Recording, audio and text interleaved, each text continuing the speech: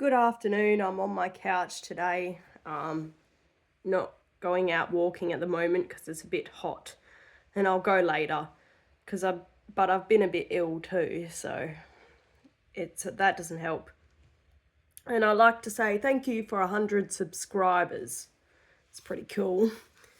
Someone commented on my video about taxes, and they'd like to know how much extra tax is compounded on top of the income tax that we pay. And I've done a few calculations to try and figure it out a little bit for you. I've based this off of median income, which includes part-time workers. So the median income of everyone, including part-time workers, is $67,000. The median income of full-time workers is around $83,000, but I'm just going to base it off the regular median income. So when it comes to income tax on $67,000, we're just going to assume you don't claim anything in terms of tax deductions. You pay $12,242 of tax. Okay, so that's quite a chunk already out of your money. And but everyone typically needs to drive to work. You need to get to work somehow, but most people, this is an average of how much people spend on fuel a year, which is $3,200 on fuel per year. And I've just, so the fuel excise that we pay is about 50 cents per litre, and then we pay GST on top of that. And I'm just going on average cost of fuel of $1.80 a litre. So we're going 50 cents is excise, and then another 18 cents of GST. So 68 cents tax, which equals around 38% tax on the fuel. And so 3,200 times that is times by 37.77 recurring is $12,008. Now, I've just realised I haven't done the calculations for maintenance on your car, but on the average. But if we assume about $500 to $1,000 worth of maintenance a year, that's going to be there another 50 to $100 of GST on labour and parts. But I mean, I can add an extra $100 to my total here at the end. Now, the average groceries for one person per year is $7,384. Some items are GST free, so I'm just going to assume that about half of what people buy is GST free.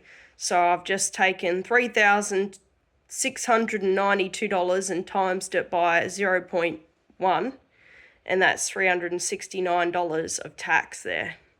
Now, I've decided to do it for a homeowner rather than a renter, so I've put in house maintenance here of around $5,000 per year.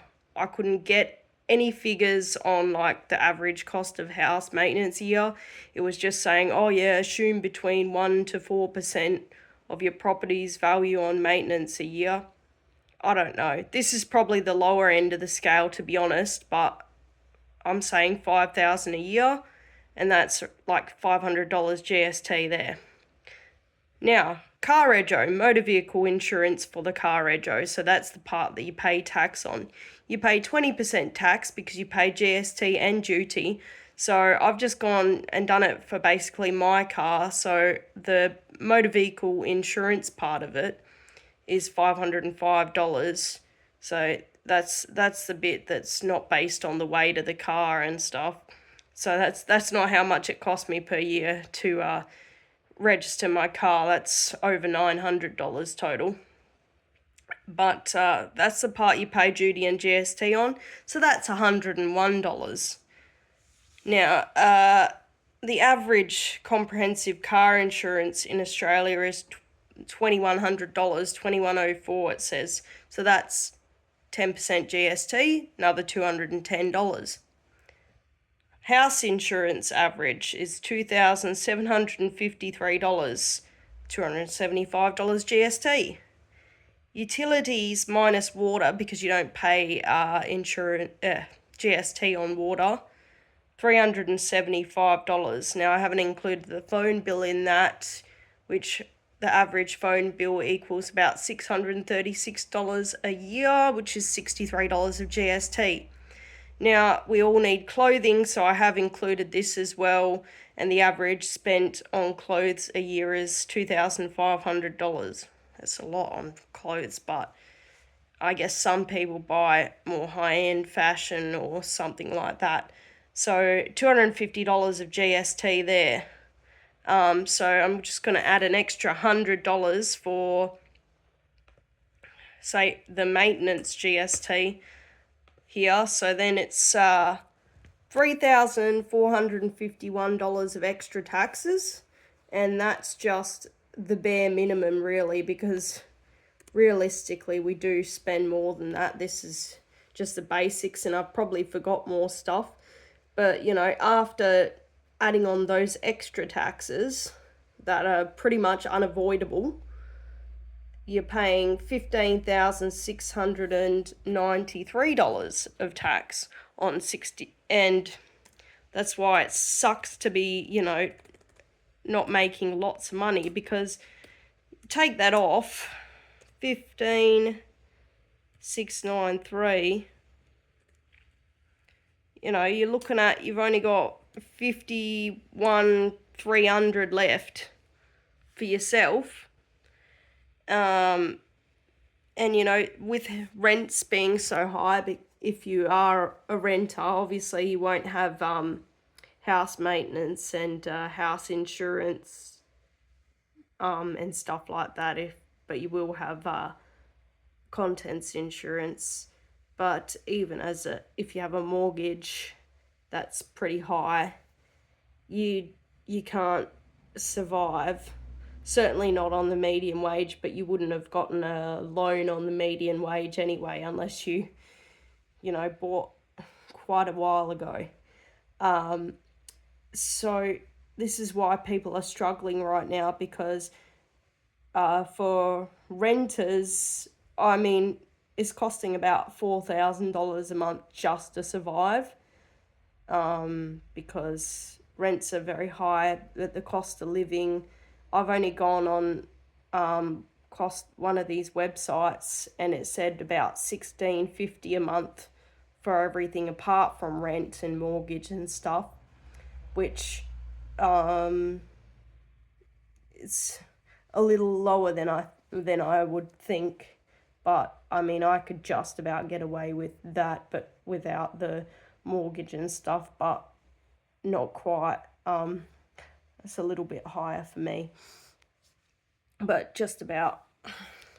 So it's about $4,000 a month probably for a single person to live. It'd be a bit cheaper if you have, you know, a few housemates or so, but it's not cheap to live here. And so on $67,000 a year, if you have a big mortgage or you're renting, you will be really struggling in Australia. But certainly there's probably more expenses than this, but that's about $3,500 of extra taxes that you just simply can't avoid. And I haven't even talked about council rates, because my council rates are just gone over $2,000 for a year. That's you know, services and stuff, but you got to pay it. But there you have it, all those extra taxes, the biggest one being to do with your car, the excise, the GST on maintenance, the the taxes you pay on rego.